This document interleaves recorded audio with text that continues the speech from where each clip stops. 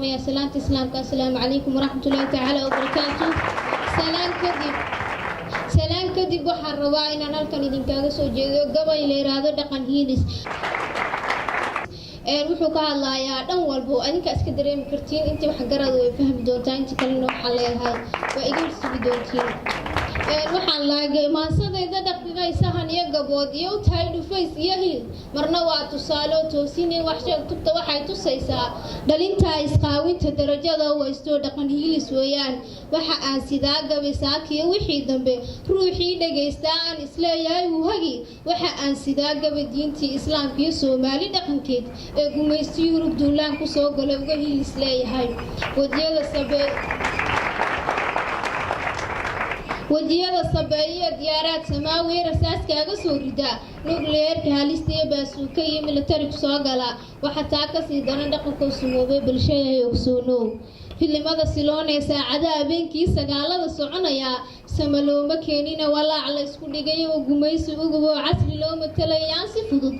si fudud lagu dagin isgaarsiinta qaar baa loo sameeyay duminiinu soo ku kaaburo asturaada quruxda diinteenu saaciday sawaxa saluug lahayn hablaha sabanka joogay suuqada ku raagiyo kuwa soo sawiray qaybaha sare jirkoodii qaybihii sirta isgaarsiinta qaar iyo soo dhigay Facebook habla kalena kuleeyin hebla waasiraade faalada ku sooraan ilbaxnimada sabanka siloona qaraara sadkii dumar lahaan jiray rag baa qaatay ko luqantooda soo suray waalido barbaarta adiga mas'uulay markuu tooso subaxii mariyuu ku labisanay saaxiibku raacibay markuu soo yeeno waa inaad su'aasha mar hadaa tahay ruux islaam adigaaba kaba sareeya iska dhigada ruux kala samalangama gaaree wax ka soo ka aragtaan satareer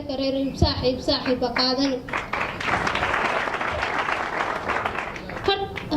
ayaa tusaale ku noqon horta yaa la socotaa iyo tusaale ku noqon islaamka kula neceb iyo tusaale ku noqon ruux salaada kaba tagay iyo tusaale ku noqon surwaal ka dhacaya Soomaali baa tahay dhaqan suubana tahay Ingiriis ducdiisii Singapore uma dalasadnimo wadaagtaan insigiyo dunuudaba sabab la abuurtaa sugaaye ku sugnaa kitaabkiyo dariiqii islaamka sunahna gees marin indhiisa awdan mabaarkaan ileesko mugdi way u haystaan waxa taa misaalaan haystaan diiniyo inta xooro samihii talabada siloone nafaqaysan mooday indhaada sii karin sidoo u xiirtay ilbaxnimo u haysto ku labisan saraawiil ka saadinta jarawaad markuu seexanayo sidii ruux lixaad gabadh soo ruushayga siiba leeyahay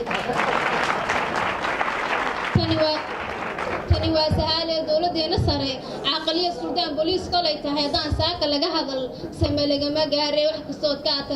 kastoo ka aragtaan satareer Yurub saaxiib qaadan salaamu alaykum warahmatullahi wabarakatuh